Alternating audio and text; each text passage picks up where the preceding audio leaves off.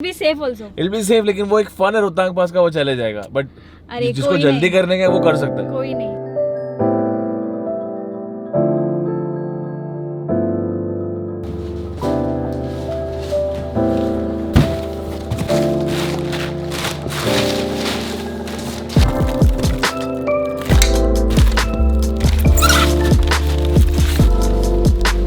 Last blog में बोल रहा था ना BMW को सिलेंडर गाड़ाना बाकी है, तो ये आ गया left side right side.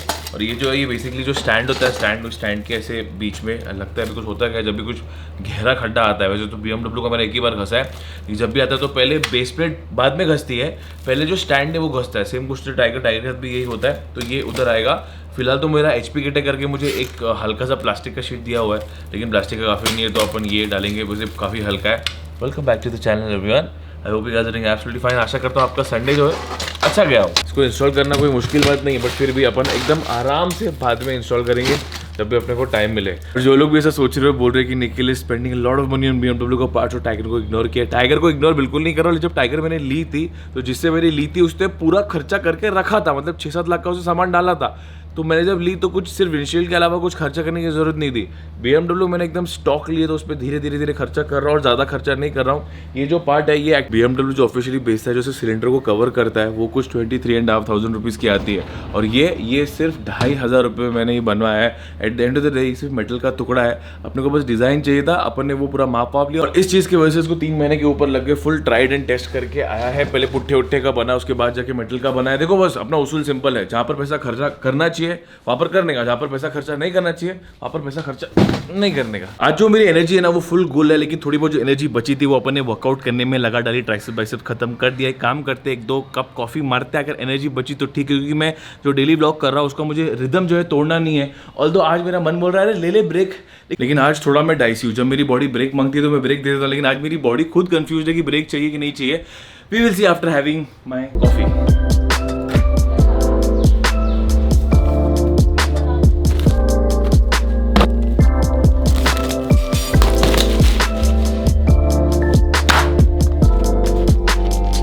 Abdul भाई ने मुझे स्लिप दिलाई थी BMW की चप्पल, वो जो दिल्ली में तो लगने लगी पहनने के लिए, तो ये वाली मैंने ऑर्डर की है। And this is also very nice. क्या है वो रोजमर्रे में पहनने के लिए टेक्निकली नहीं है, मगर अभी चप्पल किस लिए होती, घसने के लिए तो घसो।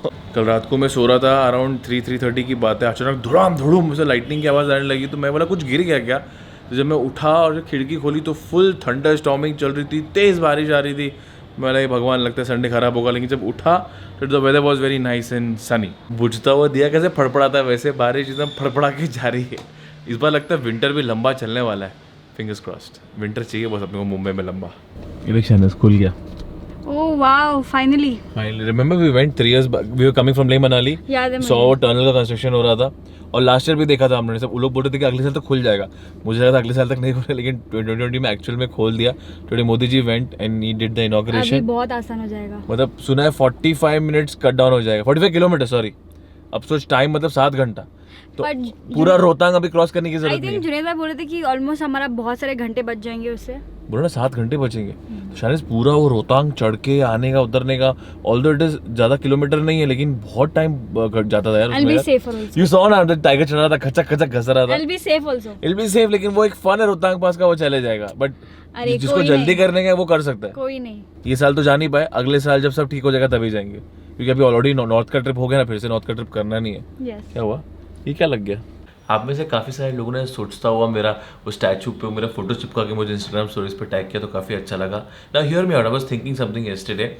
मुझे मेरी भक्ति दिखाने की ज़रूरत नहीं है, उसकी शक्ति के लिए मुझे एक अच्छा इंसान बनने की ज़रूरत है। जो किताबों में लिखा है वो फॉलो करने की ज़रूरत है, उसकी शक्ति हमेशा मेरे सर पर रहेगी।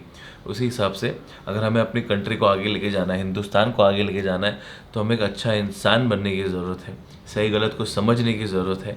जो अच्छा मूव करना चाहिए वो मूव लेने की ज़रूरत है, ना कि सिर्फ एक अच्छा हिंदुस्तानी दिखने की ज़रूरत है। अच्छा ये भी ये बोल रहा है, मैं भी ये बोलता हूँ। अच्छा ये भी ये कर रहा है, मैं भी करता हूँ। नहीं, हमारे देश के लिए क्या सही है और क्या गलत, वो ध्यान में रखते हुए हमें ज़िंदगी में आगे बढ़ना है। दुनिया झुकती है, झुकाने वाला चाहिए। अभी डिपेंड करता है कि सामने वाला आपको अपना सर दिखा के झुकवा रहा है कि पीठ दिखा के चुकवा रहा है। आप में से ज़्यादा के लोग मेरे से उम्र में छोटे हो, इसलिए टाइम टाइम पे मैं ज्ञान देता रहता हूँ ताकि एटलीस्ट आपको लगे कि हाँ जो हमारे माँ बाप बोलते हैं वो निखिल भाई भी बोल रहे हैं। बिकॉज मैं इस जिंदगी में ज्ञान बहुत जल्दी समझ गया था और समझने के बाद मैंने अपनी जिंदगी को अलग नजरिए से देखा है। मैं आप लोगों को जब कमेंट पढ़ता हूँ मेरे को रियलाइज होता है कि people are so excited for the car which I have bought. अभी तक आई नहीं है बट जल्दी आने वाली है। And also some of you is predicting कि जो मैंने एक बार ब्लॉग में बोला था कि ये होगा तभी गाड़ी आएगी। आई मीन ये चीज़ से मुझे इतना अच्छा लगता है कि भाई लोग क्या पकड़ के बैठते हैं यार। अब वो सब यूट्यूबर्स के साथ होता है, सिर्फ मेरे साथ या कुछ लोग के साथ होता है वो मुझे नहीं पता, लेकिन ये मेरे को देख के तो बहुत ज़्यादा अच्छा लगता है कि लोग इतना क्यूरियस हो रहे हैं। और ये जो क्यूरियोसिटी है ना, ये क्यूरियोसिटी एक ज़िंदगी में एक्साइटमेंट लाती है और वही मैं कर रहा हूँ। मैं अभी आपको बोल दूँ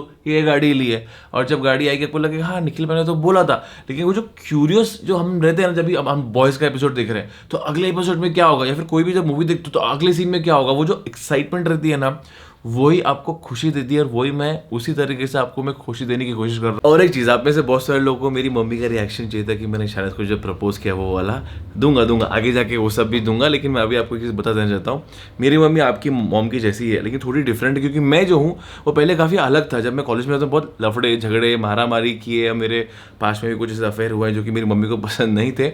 अभी मेरी मम्मी बहुत ज़्यादा खुश है, लेकिन ऑब्वियसली डरी हुई है कि मैं वो पुराना निखिल तो नहीं मैं चेंज हो गया हूँ। आपने देखा है मुझे चेंज होते हुए, इवॉल्व करते हुए, लेकिन अनफॉर्चुनेटली जो माँ होती है वो अपने बच्चे को वैसे देखती है जिसने जैसा उसे जिंदगी भर देखा है। My mother is as excited as any mother would be. अभी सब कैमरे के पीछे बातें चल रही है, जब फाइनल डे आएगा तभी हम आपको सब अच्छी तरीके से रिवील करके बताएंगे। तो गाइस फिलहाल तो ये व्लॉग को यहीं पर समाप्त करना पड़ेगा बिकॉज मुझे कहीं पर निकलना है। गाड़ी के अलावा और भी कोई दो काम निपटाने वो अपन निपटाएंगे कैमरे के पीठ पीछे। तो guys thank you very much for watching this video till here. अगर ये ब्लॉग अच्छा लगा यहाँ तक देखने के बाद तो यहाँ तक देखने के बाद don't forget to like button. नए हो क्या करना है, बाकी वीडियो चेकआउट करना है और फिर सब्सक्राइब करना है। With that said as always शुक्रान अलविदा मा सलामा, take care and do whatever you want my lovely friends. अरे यार आज अपना मीट एंड ग्रीट भी है, वो सब तैयारी भी करनी है बॉस। Bye bye.